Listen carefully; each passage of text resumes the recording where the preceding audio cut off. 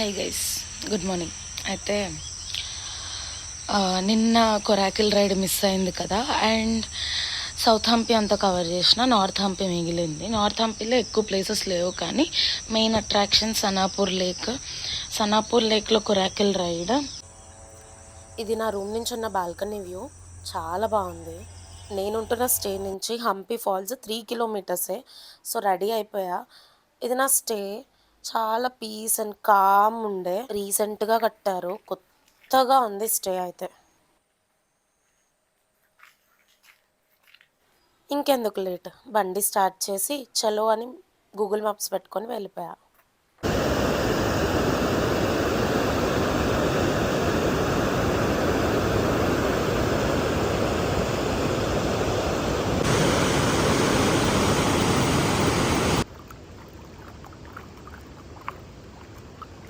కొన్ని పాటలు పెట్టుకొని వింటూ అలా చిల్ అయ్యి స్టేకి అయితే మళ్ళీ బ్యాక్ వెళ్ళిపోతున్నా. జల్దీ ఫ్రెష్ అయ్యి బ్రేక్ఫాస్ట్ అయితే ఆర్డర్ చేసా.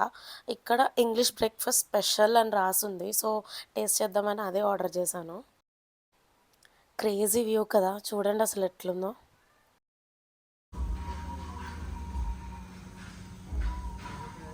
Day 3 in Hampi. So yeah, morning Hampi ఫాల్స్కి వెళ్ళి వచ్చా. ఇప్పుడు డ్యామ్కి వెళ్తున్నా. సో రూమ్ చెక్అవుట్ చేసి స్టార్ట్ అవుదామని వెళ్తున్నా. అసలు బేసిక్గా ఈ రోజంతా నాకు చిల్ డేనే. ఎక్కువ ప్లేసెస్ లేవు కవర్ చేయడానికి, కానీ ఈరోజు ఉండడానికి రీజన్ కొరాకిల్ రైడ్. అసలు హంపి వచ్చి కొరాకిల్ రైడ్ చేయకుండా ఎలా వెళ్ళిపోతా అని చెప్పి, సర్లే ఇంకేమైనా ప్లేసెస్ ఉన్నాయని చూసినప్పుడు డ్యామ్ ఉంది దగ్గరలో అని చూసా. సో ఈ డ్యామ్ కోసం అని చెప్పి ఆల్మోస్ట్ 30 కిలోమీటర్స్ అయితే వెళ్ళాను. చాలా ఎండ కూడా ఉండే.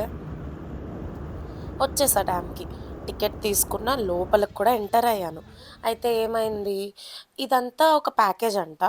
లోపల ఒక 1.5 అవర్ వెయిట్ చేస్తే ఒక 40 మినిట్స్లో బస్ రైడ్. జనాలు వచ్చేంత వరకు బస్సు ఆపేశారు, కదలలేదు. చాలాసేపు వెయిట్ చేసి అబ్బా మళ్ళీ నాకు లేట్ అయిపోతుంది అని చెప్పి ఇంకా రిటర్న్ వెళ్ళిపోతూ దారిలో మధ్యలో ఆగి ఒక చోట బ్రిడ్జ్ లాగా ఉంటే వెళ్ళి డ్యామ్ అయితే చూశాను. ఇంకా ఎప్పుడైనా అన్ని ఫ్లోలో అయిపోతే బాగుంటుంది, కానీ ఒక ప్లేస్లో ఆ యాక్టివిటీ ఖచ్చితంగా చేయాలని వస్తాం కదా, అప్పుడు పక్కా ఫ్లాప్ అవుతుంది. నాకు ఇక్కడ అదే అయ్యింది. జనాలు ఎక్కువ లేరు, సనాపూర్ లేక్లో కొంతమందే ఉన్నారు. సో నాకు ఎక్కువ ఛార్జ్ చేశాడు నార్మల్గా ఛార్జ్ చేయడం కన్నా. అండ్ చాలా ఎండ ఉండే, ఫొటోస్ మంచిగా రాలేదు. అండ్ ఏమో అనుకున్న దానికన్నా అంత గొప్పగా అవ్వలేదు ఎక్స్పీరియన్స్. కాకపోతే ఆ 10-15 మినిట్స్ అయితే it was fine only.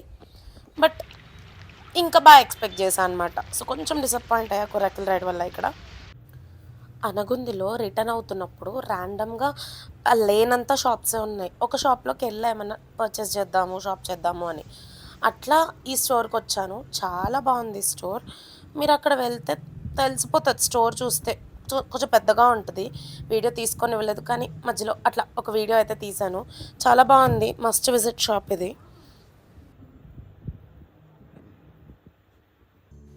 Next place Navabrindavan. ఇది వెళ్ళాలంటే ఖచ్చితంగా బోట్ రైడ్ అయితే తీసుకోవాలి.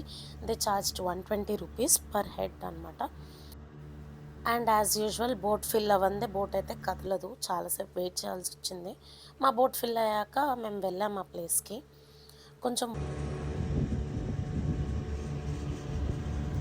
ఈ ప్లేస్ తుంగభద్ర నది మధ్యలో ఉంది. ఇక్కడ 9 మంది వైష్ణవయత్తుల జీవ సమాధులు ఉన్నాయి. వీటిని సమాధులు అనరు, బృందావనాలు అంటారు. అందుకే నవబృందావనము అని పేరు వచ్చింది దీనికి. ఆన్ ద వేలో లంచ్ అయితే చేసి అక్కడే టికెట్ బుక్ చేసుకున్నా హైదరాబాద్కి, బళ్ళారి టు హైదరాబాద్. సో సడన్గా క్లైమేట్ అంతా చేంజ్ అయింది. 1 అవర్ వెయిట్ చేయాల్సి వచ్చింది, వర్షం పడింది. ఇక్కడ ఒక టెంపుల్ ఉంటే